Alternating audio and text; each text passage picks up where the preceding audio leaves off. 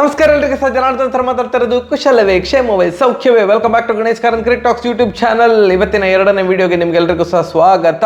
Obviously ನೀವೆಲ್ಲರೂ ಸಹ ಕುಶಲ, ಕ್ಷೇಮ, ಸೌಖ್ಯದಿಂದ ಇರ್ತೀರಿ. ಯಾಕಂತಂದರೆ ಭಾರತ ಸೂಪರ್ 8ಗೆ ತೇರ್ಗಡೆ ಆಗಿದೆ ಆ್ಯಂಡ್ ಪಾಕಿಸ್ತಾನ ವರ್ಲ್ಡ್ ಕಪ್ಪಿಂದನೇ ಕಿಕ್ಔಟ್ ಆಗಿದೆ. ಸೊ ಆದ್ದರಿಂದ ನಾವೆಲ್ಲರೂ ಸಹ ಕುಶಲ, ಕ್ಷೇಮ, ಸೌಖ್ಯದಲ್ಲಿ ಇರ್ತೇವೆ ಬಿಡಿ. ಇವತ್ತು ಭಾರತದ ಆಟಕ್ಕುಂಟು ಲೆಕ್ಕಕ್ಕಿಲ್ಲದ ಪಂದ್ಯ. ಯಾಕೆ ಅಂತಂದರೆ ಭಾರತ ಆಲ್ರೆಡಿ ಸೂಪರ್ 8ಗೆ ತೇರ್ಗಡೆ ಆಗಿದೆ.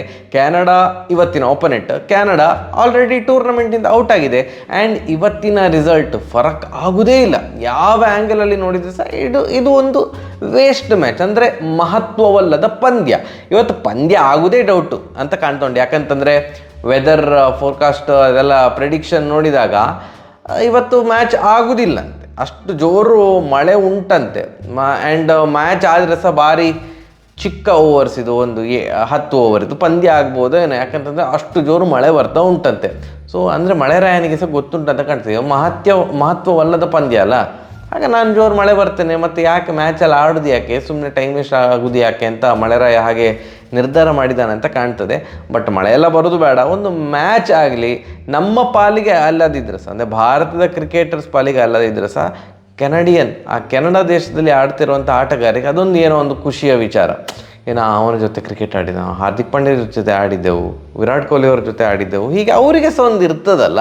ಯಾಕಂತಂದರೆ ಇವತ್ತು ತಂಡದಲ್ಲಿ ಒಂದಿಷ್ಟು ಬದಲಾವಣೆ ಆಗ್ತದೆ ಮ್ಯಾಚ್ ಆದರೆ. ಕುಲ್ದೀಪ್ ಯಾದವ್ ಮತ್ತು ಚಾಹಲಿಗೆ ಚಾನ್ಸ್ ಸಿಗ್ಬೋದು ಅಂತ ಅನ್ನಿಸ್ತಾ ಉಂಟು. ದೂಬೆ ಅವರನ್ನು ರೆಸ್ಟ್ ಮಾಡಿಸ್ಬಹುದು. ಈ ಥರ ವಿರಾಟ್ ಕೊಹ್ಲಿ ಅವ್ರನ್ನ ಖಂಡಿತ ಆಡಿಸ್ತಾರೆ. ಯಾಕಂತಂದರೆ ವಿರಾಟ್ ಕೊಹ್ಲಿ ಅವರ ಬ್ಯಾಟಿಂಗಿಂದ ರನ್ ಬರಲಿಲ್ಲ ಅಲ್ಲ, 3 ಮ್ಯಾಚಲ್ಲಿ ಸಹ ಅವರು ಸಿಂಗಲ್ ಡಿಜಿಟಿಗೆ ಔಟ್ ಆಗಿರೋದ್ರಿಂದ ವಿರಾಟ್ ಕೊಹ್ಲಿ ಅವರಿಗೆ ರೆಸ್ಟ್ ಅಂತೂ ಇರೋದಿಲ್ಲ. ಇವತ್ತು ಮ್ಯಾಚ್ ಆದರೆ ಖಂಡಿತವಾಗಿ ಸಹ ವಿರಾಟ್ ಕೊಹ್ಲಿ ಅವರು ಆಡಿಯೇ ಆಡ್ತಾರೆ. ಬುಮ್ರಾ ಅವರಿಗೆ ರೆಸ್ಟ್ ಕೊಡ್ಬೋದು ನನಗೆ ಅನ್ನಿಸೋ ಪ್ರಕಾರ. ಬುಮ್ರಾ ಅವರಿಗೆ ರೆಸ್ಟ್ ಕೊಟ್ಟು ಯಾವುದಾದ್ರು ಬೇರೆ ಬೌಲರನ್ನು ಹಾಕ್ಕೊಂಡು ಜಡೇಜಾ ಅವರಿಗೆ ರೆಸ್ಟ್ ಕೊಟ್ಟು, ಅಥವಾ ಅಕ್ಷರ್ ಪಟೇಲಿಗೆ ರೆಸ್ಟ್ ಕೊಟ್ಟು ಕುಲ್ದೀಪ್ ಯಾದವ್ ಈ ಥರ ಹಾಕ್ಕೊಳ್ಬೋದು.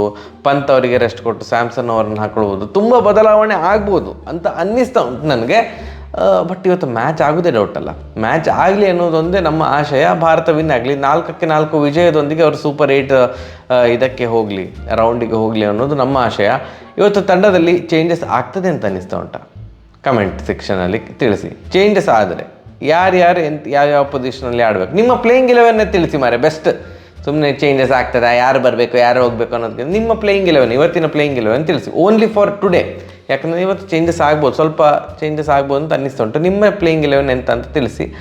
ಅದು ತಿಳಿಸಿದ ಮೇಲೆ ಕೂಡ ಇವತ್ತು ಮ್ಯಾಚ್ ಆಗ್ತದೆ ಅನ್ನೋದೊಂದು ಖಾತ್ರಿ ಇಲ್ಲ. And by the way, Nepal south Africa ವಿರುದ್ಧ 1 ರನ್ನಿಂದ ಸೋತಿತ್ತು. ಅದರದ್ದು ವಿಡಿಯೋ ಬಂದಿದೆ ನೋಡಿ. ಮೇಲೆ ಬಂತಲ್ಲ, ಕ್ಲಿಕ್ ಮಾಡಿ ನೋಡಿ ನೀವು ಇನ್ನೂ ಕೂಡ ನೋಡಿರೋದಿದ್ರೆ. ಸರಿ, ಇವತ್ತು ಮ್ಯಾಚ್ ಆದರೆ ಇವತ್ತಿನ ವಿಡಿಯೋ ಬರ್ತದೆ. ಮ್ಯಾಚ್ ಆಗದೆ ರದ್ದಾದರೆ, ಪಂದ್ಯ ರದ್ದಾದರೆ ನಾವು ವಿಡಿಯೋ ಮಾಡೋದಿಲ್ಲ.